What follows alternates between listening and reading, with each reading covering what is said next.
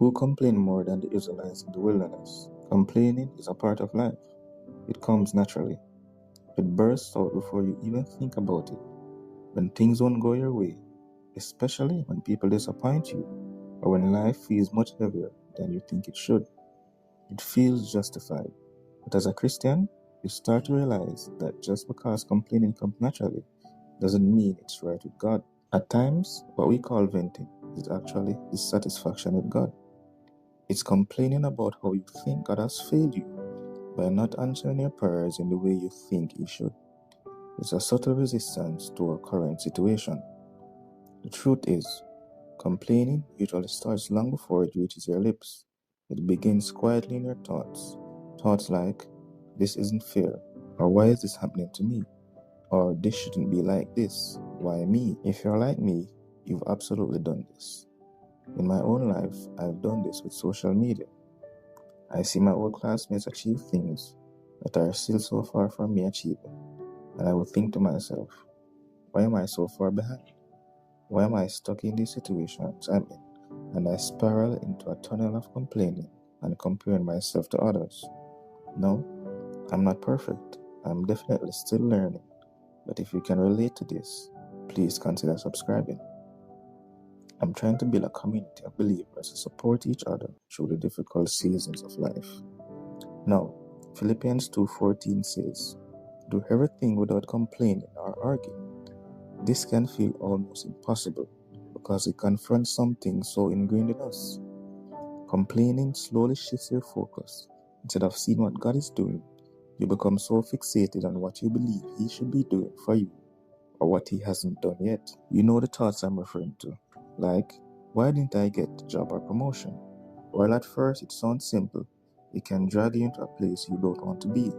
A place where you question God, or even worse, become angry with the way He's bringing you through situations.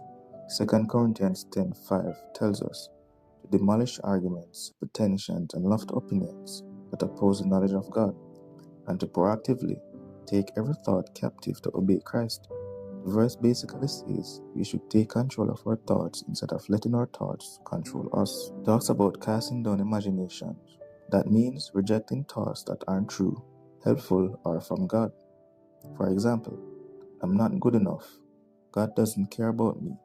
Nothing will change. If God says you're loved, but your thoughts say you're worthless, that thought has to go. The verse says you have to bring every thought into captivity. It means you don't just let thoughts sit in your mind. You grab them, examine them, and decide if they belong there. And not every thought deserves your attention. I think it is also important to note that complaining doesn't just come from your mouth, it comes from your heart. Jesus said in Matthew 12:34, out of the abundance of the heart, the mouth speaks. Which means, when complaining becomes a pattern, it's not just about your words, it's revealing something deeper going on within. And that realization isn't meant to shame you, it's meant to wake you up. If those thoughts go unchecked, they don't stay internal, they eventually come out in your words. In a way, stopping the habit of complaining isn't just about trying harder to be quiet. It's more about replacing what's coming out of you. Your heart will always express something. If it's not gratitude, it will default to frustration. 1 Thessalonians 5:18 says, give thanks in all circumstances. Not because every situation is good, but because God is still good in the middle of it. But I don't want you to feel like gratitude ignores reality. It is more about shifting your perspective within it. It reminds you that even if something is wrong, everything isn't falling apart.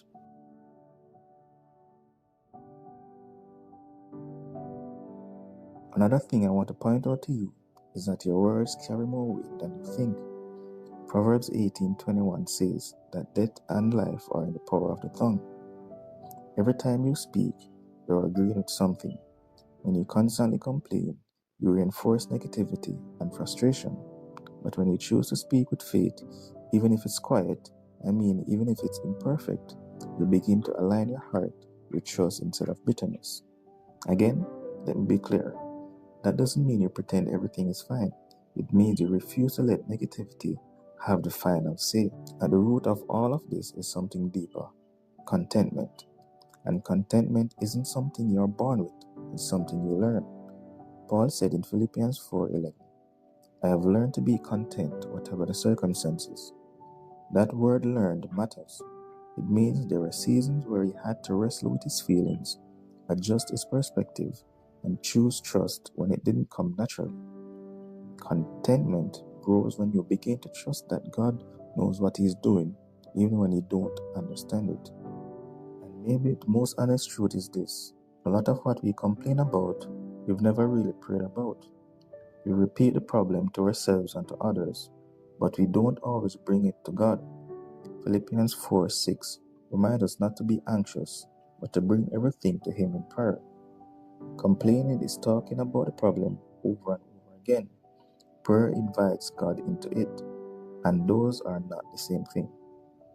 When you look at the Israelites in the wilderness, especially in the book of Exodus and Numbers, what stands out isn't just their struggle, it's how quickly they forgot what God had already done for them. These were people who had just witnessed undeniable miracles. God delivered them from slavery in Egypt, parted the Red Sea, and provided for them daily. Really and truly, this wasn't distant history for them, it was recent. And yet, almost immediately after their breakthrough, complaining became their default response. In Exodus 16, they started grumbling about food. They say it would have been better to go back to Egypt, even though Egypt was a place of their bondage. Think about that for a moment. They were willing to romanticize slavery just because the wilderness was uncomfortable. That's what complaining does. It distorts your memory. It makes you forget how far God has brought you and convinces you that where you came from wasn't that bad after all. It trades truth for temporary emotion. Later in Numbers 14, after God brings them right to the edge of the promised land, they complained again, this time out of fear. Instead of trusting God's promise, they focused on the obstacles. The giants looked bigger than God in their eyes, not because God changed, but because their perspective did. And this is where complaining becomes dangerous. It's no longer just about words. It starts shaping your belief system. What you repeatedly say, you eventually start to believe. And what you believe will determine how you respond to God. The result was devastating. An entire generation missed the promised land. And make no mistake, it wasn't because God wasn't faithful, but because they couldn't trust Him consistently. Their constant complaining revealed a deeper issue, a lack of faith. That's a strong language. God didn't just see their complaining as frustration, He saw it as resistance. Because every complaint was, in a way, questioning His goodness, His timing, and even His plan. And because we serve a loving God, He still provided for them. Even while they complained, He sent manna. He gave water from a rock. His presence never left them. That shows His mercy. But His provision didn't cancel the consequences of their attitude. The wilderness wasn't just a physical place for the Israelites. It was a test of trust. And many of them failed, not because the journey was too hard, but because their perspective never shifted. They were physically free, but mentally still in bondage. And that's what complaining can reveal in us. It shows where we still don't trust God fully. It exposes the places where our faith is still conditional, where we trust Him only when things are going the way we expected. But the lesson isn't just a warning, it's an invitation. Because unlike them, you can recognize it. You can catch the pattern. You can choose a different response. You can remember what God has already done. You can trust Him in what He's currently doing. And most definitely, you can walk forward without letting complaining pull your heart backward. Take it from me, you won't stop complaining overnight, but you can become more aware of it. You can start catching it earlier, in your thoughts, in your tone, in your reactions. And as you begin to surrender those moments to God, something slowly starts to change. Your words become softer, your perspective becomes steadier, your heart becomes lighter.